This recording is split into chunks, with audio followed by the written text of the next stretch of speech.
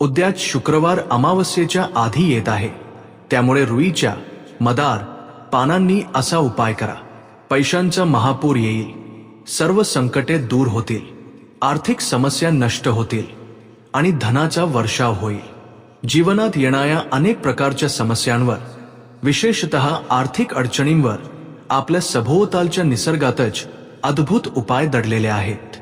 आपले पूर्वज आणि ऋषी मुनींनी आपल्याला दिलेल्या अनमोल ज्योतिष, वास्तू आणि तांत्रिक शास्त्रांमध्ये स्पष्ट केले आहे की निसर्गात आढळणाऱ्या प्रत्येक वनस्पती आणि प्रत्येक पानात एक विशेष शक्ती असते.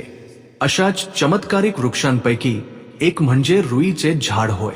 बरेच लोक याला रस्त्याच्या कडेला वाढणारी एक रानटी वनस्पती समजून याकडे दुर्लक्ष करतात, परंतु आध्यात्मिक जगात रुईच्या झाडाचे स्थान अत्यंत उच्च आहे. उद्या येणारा दिवस हा एक दुर्मिळ आणि अत्यंत शक्तिशाली दिवस आहे, कारण तो शुक्रवार अमावस्येच्या आधी येत आहे.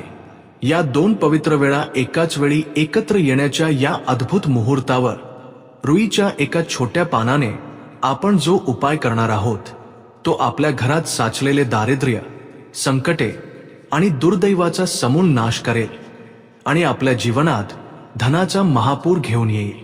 तर आता शुक्रवारच्या दिवशी रुईच्या पानाचे काय करावे याबद्दल आपण या व्हिडिओमध्ये सविस्तर जाणून घेऊया. मित्रांनो, सर्वप्रथम कमेंट बॉक्समध्ये ओम श्री धनलक्ष्मी नमः अशी कमेंट करा. तसेच या व्हिडिओला एक लाईक करायला आणि आपल्या चॅनेलला सबस्क्राईब करायला अजिबात विसरू नका. मुख्य विषयाकडे वळण्याआधी सर्वात प्रथम आपण रुईच्या झाडाचे अखाट महत्त्व समजून घेतले पाहिजे. साधारणपणे आपल्याला दोन प्रकारची रुईची झाडे पाहायला मिळतात.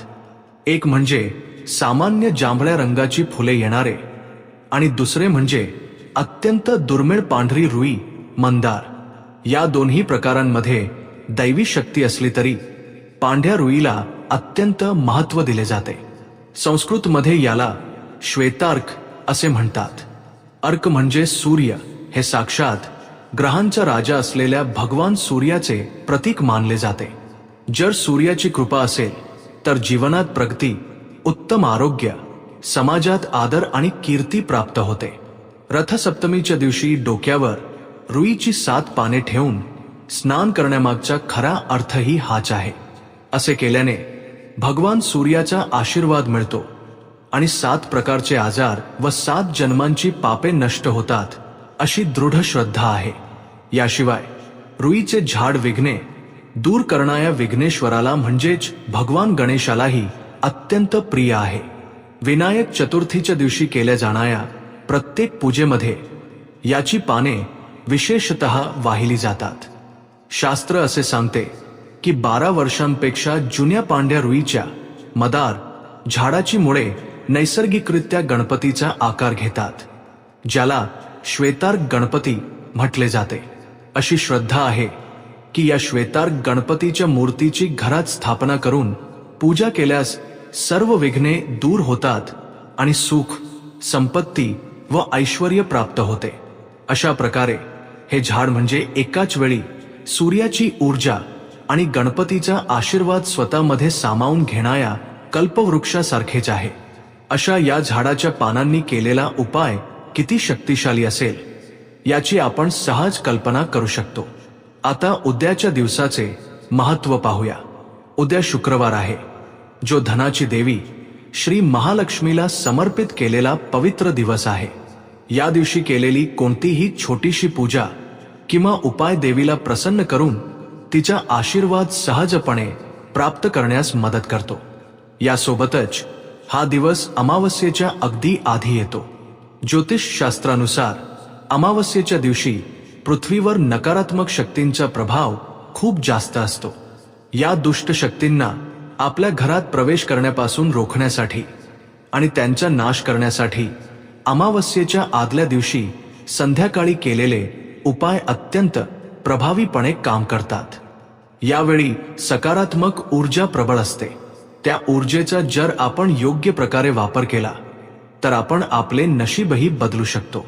या पवित्र दिवशी रुईच्या पानाने केला जाणारा हा उपाय आपल्या घरातील दारिद्र्याला बाहेर काढतो आणि त्या जागी महालक्ष्मी देवीला आमंत्रित करून तिला आपल्या घरात कायमस्वरूपी स्थिर करतो. आता हा अत्यंत शक्तिशाली आणि रहस्यमय उपाय कसा करावा हे आपण टप्प्याटप्प्याने आणि सविस्तरपणे जाणून घेऊया. हा उपाय यशस्वी होण्यासाठी केवळ अढळ विश्वासाची गरज आहे. केवळ एक औपचारिकता म्हणून नव्हे, तर हा उपाय माझे जीवन बदलेल आणि माझ्या सर्व समस्या दूर करेल या प्रबळ विश्वासाने, पूर्ण भक्ती आणि श्रद्धेने याचे आचरण करा. आज संध्याकाळी सूर्यास्तानंतर म्हणजेच साधारणपणे संध्याकाळी 6 ते 7 वाजेच्या दरम्यान या उपायाला सुरुवात करावी. त्या वेळेच्या आधी तुम्ही डोक्यावरून स्नान करून धुतलेले स्वच्छ कपडे परिधान केले पाहिजेत. तुमचे शरीर आणि मन दोन्ही पवित्र असावे. संपूर्ण घर, विशेषतः स्वयंपाकघर स्वच्छ धुवून किंवा पुसून घ्यावे आणि त्यावर हळदीचे पाणी किंवा गंगाजल शिंपडून ते पवित्र करावे. आपले मन शांत ठेवा आणि कोणत्याही नकारात्मक विचारांशिवाय किंवा चिंतेशिवाय देवावर पूर्ण लक्ष केंद्रित करून या प्रक्रियेसाठी तयार व्हा. सर्वप्रथम तुम्हाला रुईची पाने आणावी लागतील. शक्यतो पांढऱ्या रुईच्या झाडाची पाने आणण्याचा प्रयत्न करा. त्यामध्ये जास्त शक्ती असते. जर ती उपलब्ध नसतील तर साधी रुईची पाने देखील वापरता येतील. झाडावरून पान तोडताना मनातल्या मनात त्या वृक्षाला नमस्कार करा. हे वृक्षराजा, माझ्या जीवनातील संकटे दूर करण्यासाठी मी तुझ्याकडून एक पान घेत आहे.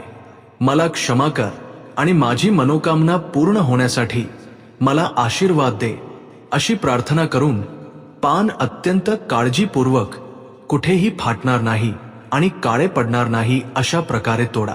पान ताजे आणि निरोगी असल्याची खात्री करणे खूप महत्त्वाचे आहे.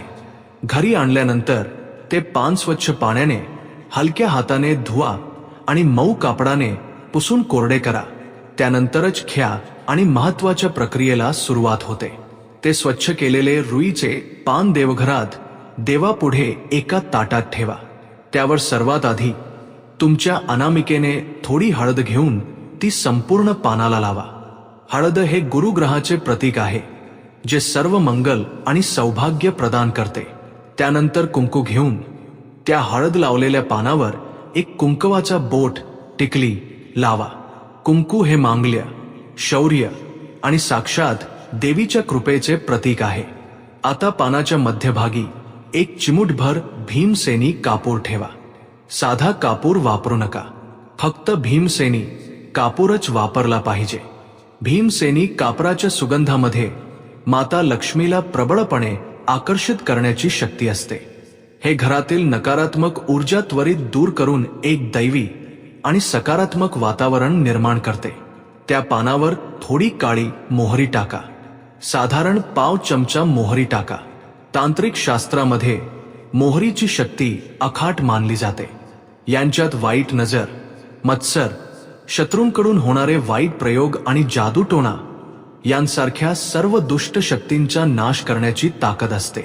अशा प्रकारे हळद, कुंकू, भीमसेनी कापूर आणि मोहरी असलेले हे रुईचे पान आता एका शक्तिशाली यंत्रात रूपांतरित झाले आहे. अशा प्रकारे अत्यंत शक्तिशाली बनलेली ही प्लेट घेऊन थेट तुमच्या घरातील स्वयंपाकघरात जा. स्वयंपाकघर हे आपल्या घराचे हृदय असते. आपले आरोग्य आणि ऐश्वर्य या सर्व गोष्टी स्वयंपाकघरावरच अवलंबून असतात. तिथे साक्षात अन्नपूर्णा देवीचा वास असतो. ते स्वयंपाकघर वास्तुशास्त्रानुसार योग्य असेल तर त्या घरातील लोकांना अन्न आणि पैशाची कधीही कमतरता भासत नाही. वास्तुशास्त्रानुसार स्वयंपाकघरातील आग्नेय दिशा म्हणजेच पूर्व आणि दक्षिण दिशा जिथे मिळतात, तो कोपरा अत्यंत महत्त्वाचा असतो. हे अग्निदेवाचे स्थान आहे. या कोपऱ्यात कोणताही वास्तु दोष असल्यास त्या घरात आजारपण, आर्थिक नुकसान आणि भांडणे होत राहतात. आपण आता तयार केलेली ही शक्तिशाली रुईच्या पानाची प्लेट बरोबर त्याच स्वयंपाकघरातील आग्नेय कोपऱ्यात कोणालाही दिसणार नाही अशा प्रकारे थोड्या उंचीवर एका स्वच्छ ठिकाणी ठेवा. असे केल्याने रुईच्या पानातील सूर्य आणि गणपतीची शक्ती, हळदीतील गुरुग्रहाची शक्ती, कापुराची धन आकर्षित करणारी शक्ती आणि मोहरीची दुष्ट शक्ती दूर करणारी शक्ती, या सर्व गोष्टी अग्नेय कोपऱ्यातील अग्नितत्वात एकरूप होतात. हे एका अग्निकुंडासारखे काम करते आणि तुमच्या घरावर, कुटुंबातील सदस्यांवर असलेली सर्व वाईट नजर, मत्सर, ग्रह दोष, वास्तुदोष, दारिद्र्य आणि दुर्दैव जाळून भस्म करते. हे तुमच्या स्वयंपाक घराचे आणि पर्यायाने तुमच्या घराचे एका शक्तिशाली संरक्षक कवचाप्रमाणे रक्षण करते. ते पान तिथे ठेवल्यानंतर दोन्ही हात जोडून मनात अन्नपूर्णा देवी, लक्ष्मी देवी आणि श्री गणेशाचे स्मरण करून म्हणा, हे देवतांनो, या पवित्र दिवशी मी हा शक्तिशाली उपाय केला आहे. माझ्या घरातील सर्व दोष आणि संकटे दूर करून आम्हाला आरोग्य, ऐश्वर्य आणि सुखशांती प्रदान करा. माझ्या घरात पैशांचा ओघ वाहू दे असा आशीर्वाद द्या, अशी मनापासून आणि भावपूर्ण प्रार्थना करा. या उपायाबद्दल कोणाशीही जास्त चर्चा करू नका. शांतपणे आणि विश्वासाने हा उपाय करा. ही रुईच्या पानाची प्लेट त्या जागेवर पुढच्या अमावस्येपर्यंत म्हणजेच सुमारे 1 महिना न हलवता तशीच ठेवली पाहिजे. ती हळूहळू आपली शक्ती त्या जागेवर आणि तुमच्या घरात सोडत राहील. 1 महिन्यानंतर पुढच्या अमावस्येच्या आदल्या दिवशी ती जुन्या पानाची प्लेट काढा आणि ते पान मोहरीसह उचलून जिथे कोणाचा पाय पडणार नाही अशा ठिकाणी, ते कोणत्याही वाहत्या पाण्यात किंवा एखाद्या झाडाच्या मुळाशी टाकून द्या. पुन्हा याच पद्धतीने नवीन रुईच्या पानाने हा उपाय करावा. असे किमान 3 महिने केल्याने तुम्हाला तुमच्या जीवनात न कल्पलेले अद्भुत बदल स्वतःच्या डोळ्यांनी पाहायला मिळतील. पैशाशी संबंधित सर्व अडथळे बर्फासारखे वितळून जातील. कर्ज फेडण्याचे मार्ग सापडतील. व्यवसायात नवीन संधी मिळतील. नोकरीमध्ये पदोन्नती आणि पगारवाढ यांसारख्या आनंदाच्या बातम्या ऐकायला मिळतील. घरात पती पत्नीमधील प्रेम वाढून शांतता प्रस्थापित होईल. तुमच्या घरात एक नवीन तेज आणि दैवी शक्ती आल्याची अनुभूती तुम्हाला मिळेल. हा केवळ एक उपाय नाही, तर आपल्या पूर्वजांनी आपल्याला दिलेले एक अद्भुत ज्ञान आहे. विश्वासाने याचे आचरण करा. त्या लक्ष्मी देवीच्या कृपेने तुमचे घर नेहमी सुख समृद्धीने भरलेले राहील. पंडितांच्या मते शुक्रवारी शुक्रहोरामध्ये म्हणजेच सकाळी 6 ते 7 दरम्यान दुधाचा असा दिवा लावल्यास लक्ष्मी देवी प्रसन्न होते. साधारणपणे सर्वांना असे वाटते की मिठाचा दिवा शक्तिशाली असतो, पण हा क्षीर दिवा, दुधाचा दिवा, मिठाच्या दिव्यापेक्षाही जास्त फळ देतो. तर लक्ष्मी देवीला अत्यंत प्रिय असलेला हा क्षीर दिवा कसा लावावा हे जाणून घेण्यापूर्वी आता आपण लक्ष्मी देवीची एक कथा ऐकूया. एके दिवशी इंद्र ऐरावतावर बसून स्वर्गात जात असताना वाटेत त्याला दुर्वास ऋषी भेटतात. दुरूनच इंद्राला पाहिल्यानंतर दुर्वास ऋषी अमरावतीचा स्वामी असलेल्या इंद्राच्या सन्मानार्थ स्वतःच्या गळ्यातील पुष्पहार त्याला देतात. गर्वाने आंधळ झालेल्या इंद्राने ती माळ कोणी दिली याकडे लक्ष न देता आणि किमान आभारही न मानता ती माळ आपल्या हत्तीच्या सोंडेवर ठेवली. सोंड इकडे तिकडे हलवणाऱ्या हत्तीने ती माळ खाली फेकून दिली आणि पायाखाली तुडवली. मुळातच रागीट असलेले दुर्वास ऋषी हे दृश्य पाहून अधिकच संतप्त झाले आणि त्यांनी शाप दिला की, हे इंद्रा, अत्यंत अहंकार आणि गर्वाने वागणाया तुझे हे सर्व वैभव आणि सुख समृद्धी नष्ट होईल. तेव्हा इंद्राच्या डोळ्यांवरची गर्वाची पट्टी दूर झाली आणि त्याने दुर्वास ऋषींची क्षमा मागितली. त्यावर दुर्वास ऋषी म्हणाले की शाप तर भोगावाच लागेल, परंतु भगवान विष्णूंच्या कृपेने तुला तुझे पूर्वीचे वैभव पुन्हा प्राप्त होईल. त्यानंतर इंद्रावर दुर्वास ऋषींच्या शापाचा प्रभाव सुरू झाला. बळीच्या नेतृत्वाखाली राक्षसांनी अमरावतीवर आक्रमण केले. इंद्र आणि त्याच्या परिवाराला स्वर्गातून हाकलून देण्यात आले. नाईलाजाने इंद्राला अज्ञातवासात राहावे लागले आणि त्याने आपले गुरु बृहस्पती यांचा सल्ला घेतला. यावर योग्य उपाय फक्त ब्रह्मदेवच सुचू शकतील असे गुरूंनी सांगितल्यामुळे इंद्र आपल्या परिवारासह ब्रह्मदेवाकडे गेला आणि त्याने त्यांची प्रार्थना केली. यावर भगवान विष्णूच उपाय सांगतील असे ब्रह्मदेवाने सांगितल्यामुळे सर्वजण विष्णूंकडे गेले. इंद्र आणि इतर देवतांकडून सर्व वृत्तांत ऐकल्यानंतर भगवान विष्णू म्हणाले की राक्षसांच्या मदतीने क्षीरसागराचे मंथन करून त्यातून निघणारे अमृत मिळवल्यास तुम्हाला तुमची सत्ता पुन्हा प्राप्त होईल. त्यानंतर मंदार पर्वत आणि वासुकी नागाच्या सहाय्याने क्षीरसागराचे मंथन सुरू करण्यात आले. मंदार पर्वत बुडू नये म्हणून भगवान विष्णूंनी कूर्मावतार धारण करून त्याला आधार दिला. त्यानंतर क्षीरसागरातून अनेक प्रकारचे जीव आणि वस्तू बाहेर येतात. तेव्हाच एक तरुणी डोळे दिपवून टाकणाऱ्या सौंदर्यासह मंजूळ ध्वनी करत आणि हातात कमळांची माळ घेऊन प्रकट होते. ती लक्ष्मी देवी असते. ती श्री विष्णूंना आपला पती म्हणून स्वीकारते आणि त्यांच्या गळ्यात माळ घालून लाजेने त्यांच्या शेजारी उभी राहते.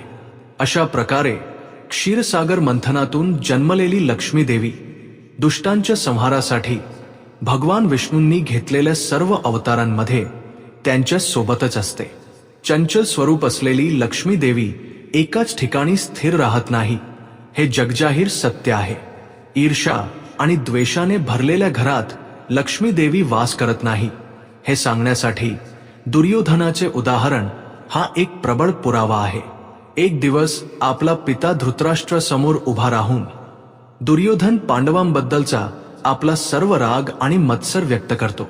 पांडव अमाप संपत्ती, असंख्य सेवक आणि राजवाड्यांसह ऐशोरामात जगत आहेत असे सांगून आपण आता काय करावे याबद्दल तो मार्गदर्शन मागतो.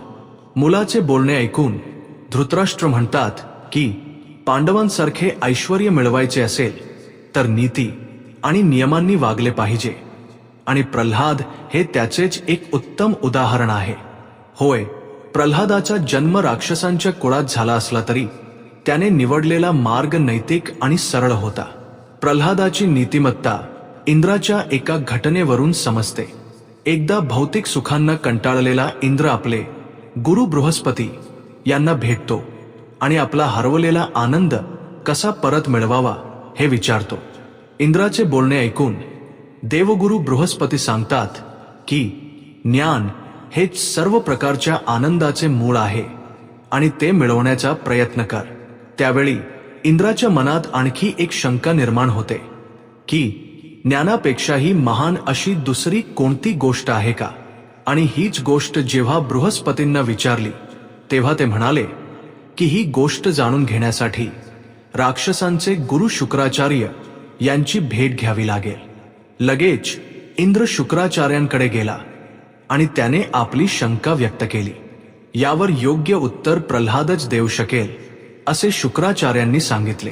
प्रल्हादाकडे गेलेल्या इंद्राने जेव्हा आनंदाचे मूळ कारण काय आहे असे विचारले तेव्हा प्रल्हादाने आपण सध्या राज्यकारभारात मग्न असल्यामुळे उत्तर देण्यास वेळ नसल्याचे सांगून क्षमा मागितली.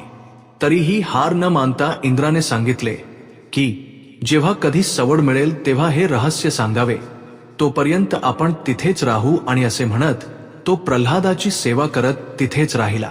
असे काही काळ लोटल्यानंतर त्याची ती निष्ठा पाहून प्रसन्न झालेल्या प्रल्हादाने असे उत्तर दिले, मी माझ्या पदाचा विचार करून कधीही गर्व केला नाही. मी राजा आहे याचा मला कधीही अहंकार वाटला नाही.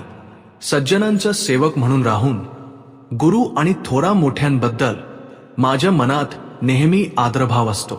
मी अवाजवी इच्छांच्या आहारी जाऊन भरकटत नाही. हाच आनंदाचा खरा मार्ग आहे. प्रल्हादाचे हे उत्तर ऐकून इंद्र आनंदित झाला. त्याची भक्ती पाहून प्रल्हादाने त्याला कोणताही वर मागण्यास सांगितले. लगेचच इंद्राने आपल्याला नैतिक सदाचरण प्रदान करण्याची विनंती केली. प्रल्हादाने होकार देताच त्याच्या शरीरातून एक ज्योत बाहेर पडली. मी तुझे नैतिक सदाचरण आहे, तू मला बाहेर काढल्यामुळे इथून पुढे मी याच्यात इंद्रात वास करेन असे सांगून ती ज्योत इंद्राच्या शरीरात प्रविष्ट झाली. त्यानंतर प्रल्हादाच्या शरीरातून बाहेर पडलेली दुसरी ज्वाला ती त्याच्यातील धर्म आणि नैतिकता आहे आणि ती चांगल्या चारित्र्याशिवाय राहू शकत नाही असे सांगून इंद्राच्या शरीरात प्रवेश करते. त्यानंतर बाहेर पडलेले सत्य आपण सत्याच्या आणि धर्माच्या मार्गावरच राहू असे सांगून निघून जाते. त्यानंतर बाहेर आलेली आणखी एक ज्वाला आपण अधिकार असून नेहमी सत्याच्याच पाठीशी राहू असे सांगून इंद्रात विलीन होते. शेवटी पांढऱ्या शुभ्र तेजाने चमकणारी एक देवी बाहेर येते आणि सांगते की तिला लक्ष्मी म्हणतात. ती संपत्तीची देवता आहे आणि दीर्घ काळापासून ती प्रल्हादासोबत होती, परंतु आता प्रल्हाद स्वतःच तिला सोडायला तयार झाल्यामुळे नाईलाजाने तिला जावे लागत आहे असे सांगून ती बाहेर पडते. यावरून हे समजते की जिथे धर्म, सत्य, अधिकार आणि नैतिक आचरण असते तिथेच देवी लक्ष्मी वास करते. भक्त नेहमी देवी लक्ष्मीच्या कृपादृष्टीची वाट पाहत असतात. आपले घर पावन करावे म्हणून ते हात जोडून तिची प्रार्थना करत असतात. ती माता भक्तवत्सल असून तिची भक्तिभावाने पूजा करणाऱ्या भक्तांवर ती नक्कीच कृपा करते. आता व्हिडिओच्या मुख्य विषयाकडे वळायचे झाल्यास, देवी लक्ष्मीचा जन्म क्षीरसागरातून, दुधाच्या समुद्रातून झाला आहे. म्हणूनच देवीला दूध अत्यंत प्रिय आहे आणि अशा दुधाने प्रज्वलित केलेली ज्योत तिला आणखीनच जास्त आवडते. या दिव्याबद्दल अनेक लोकांना माहिती नाही, कारण सर्वजण गुप्तपणे हा दिवा लावत असतात. हा क्षीर दुधाचा दिवा लावल्याने लक्ष्मी देवी अगदी सहज प्रसन्न होते. विशेषतः मारवाडी लोक हा क्षीर दिवा मोठ्या प्रमाणावर लावतात. त्यांच्या प्रगतीला त्यांनी गुप्तपणे केलेले असेच उपाय कारणीभूत असतात. त्यामुळे तुम्हालाही चांगली प्रगती करायची असेल तर शुक्रवारी शुक्रहोरामध्ये हा क्षीर दिवा नक्की लावा. आता तो दिवा कसा लावायचा ते पाहूया. सर्वप्रथम लक्ष्मी देवीच्या खोटोसमोर अष्टदल कमलाची रांगोळी काढावी. या रांगोळीवर हळद कुंकू वाहावे. त्यानंतर रांगोळीवर एक छोटी पितळेची प्लेट ठेवावी. या प्लेटमध्ये तांदूळ टाकून त्यावर एक छोटी पितळेची, चांदीची किंवा काचेची वाटी ठेवावी आणि त्यात अर्धी वाटी दूध ओतावे. या दिव्यासाठी स्टीलची वाटी वापरू नये. अशा प्रकारे वाटीत दूध ओतल्यानंतर त्या दुधात तिळाचे तेल ओतावे. आता हे तेल दुधावर तरंगू लागेल. या तिळाच्या तेलात जलवाती, पाण्यावर तरंगणाऱ्या वाती टाकाव्यात, ज्या बाहेर पूजेच्या साहित्याच्या दुकानात सहज मिळतात. त्या वाती त्यात टाकाव्यात. जलवाती किंवा एका छोट्या रुईच्या पानाला छिद्र पाडून त्या छिद्रामध्ये वात ठेवा आणि हे पान तेलात ठेवल्यास ते पाण्यावर तरंगणाऱ्या वातीसारखे तरंगेल. अशा प्रकारेही तुम्ही हा दिवा लावू शकता. वात घातल्यानंतर एका आरतीने दिवा प्रज्वलित करा. असा क्षीरदीप, दुधाचा दिवा प्रज्वलित केल्यानंतर हळद आणि कुंकवाने दिव्याची सजावट करावी. म्हणजेच दूध ओतून ठेवलेल्या वाटीला हळद आणि कुंकवाचा टिळा लावावा. तसेच फुले आणि अक्षता अर्पण कराव्यात. शक्य असेल त्यांनी लक्ष्मी अष्टोत्तर आणि विष्णू सहस्रनाम वाचावे. तसेच नैवेद्य म्हणून पिवळ्या रंगाची मिठाई अर्पण करावी. कोणत्याही शुक्रवारी तुम्ही हा क्षीर दीप लावू शकता. हा अत्यंत शक्तिशाली दिवा आहे. शुक्रहोरामध्ये हा दिवा लावणे खूप चांगले असते. ज्यांना शक्य नाही ते संध्याकाळी देखील हा दिवा लावू शकतात. लक्ष्मी देवीला प्रसन्न करण्यासाठी हा एक अद्भुत दिवा आहे. या दिव्याला पिवळ्या रंगाची फुले अर्पण करणे चांगले मानले जाते. या दिव्याजवळ फुले, नैवेद्य हे सर्व पिवळ्या रंगाचे असेल याची काळजी घेतल्यास अत्यंत विशेष फळ मिळते. त्यामुळे तुम्ही देखील शुक्रवारी हा क्षीर दीप लावून लक्ष्मीची कृपा आणि सर्व ऐश्वर्य प्राप्त करा. 100 प्रकारच्या आर्थिक समस्या असल्या तरीही, तुम्हाला कोणत्याही आर्थिक अडचणी किंवा पैशांच्या समस्या असल्या तरीही शुक्रवारी सकाळी आणि संध्याकाळी हा क्षीर दीप लावल्यास तुमच्या 100 प्रकारच्या सर्व समस्या दूर होतील असे पंडित सांगतात.